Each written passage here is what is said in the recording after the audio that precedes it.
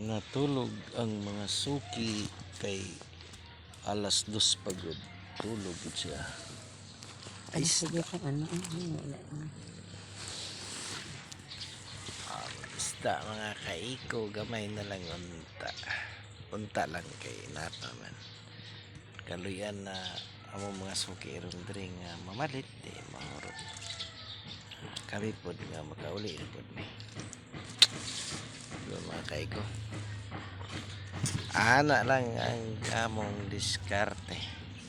Inoore na sayod sa tanan.